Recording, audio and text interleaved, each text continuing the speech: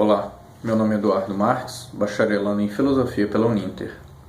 No tema proposto para este portfólio, que é a formação das cidades e suas complexidades, eu vou discutir um pouco a respeito da influência externa da cultura alemã frente à formação da cidade de Juiz de Fora, Minas Gerais.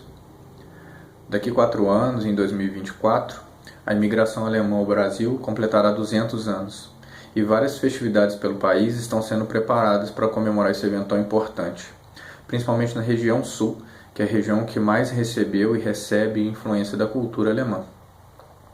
Nessa região, por exemplo, algumas colônias foram fundadas e, por uma questão geográfico-física, ficaram isoladas. Nessas regiões, algumas escolas foram fundadas e só se falava a língua alemã.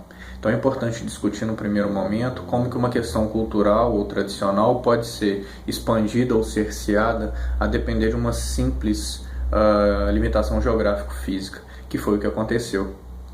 Claro que depois há uma expansão alemã para o país, para Juiz de Fora também no século XIX, mas é interessante discutir essa questão geográfica. A nacionalidade alemã e essa cultura é considerada a quinta mais relevante em influência no país, ficando atrás apenas de Portugal, Itália, Espanha e Japão. Em Juiz de Fora, como eu comentei, meados do século XIX, mais precisamente 1858, cerca de 225 famílias chegaram à cidade, ou seja, 1.162 pessoas aproximadamente, e isso fez com que a população da cidade aumentasse em 4 meses em torno de 20%, que é bastante expressivo. Essas famílias fundaram raízes principalmente no bairro Borboleta, que recebe anualmente a tradicional festa alemã, considerada a partir de um decreto em 2019 como patrimônio cultural e material de Juiz de Fora. Esse ano, o evento aconteceu entre os dias 3 e 13 de setembro e pela primeira vez, em sua 26ª edição, de forma online, dada a situação pandêmica pela qual passa o mundo inteiro. Mas é provável, a depender, claro, das autoridades sanitárias e dos desdobramentos do combate à Covid-19, que essa festa possa ser comemorada do seu modo tradicional entre os meses de novembro e dezembro de 2020.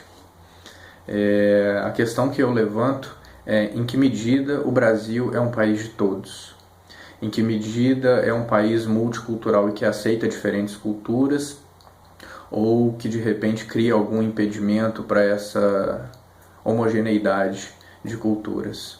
O Brasil que recebe essa influência alemã e essa imigração em 2 grandes momentos, um primeiro com um incentivo do governo a respeito da sua colonização e com interesses em vistas da sua urbanização, e no segundo momento sem tanto incentivo do governo, mas de braços abertos, digamos assim.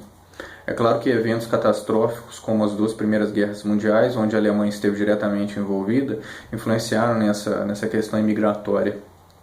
E na década de 1960 foi quando o Brasil recebeu o maior contingente de alemães. E é um número que aumenta cada vez mais, principalmente no mundo globalizado, onde essa troca de culturas é muito intensa.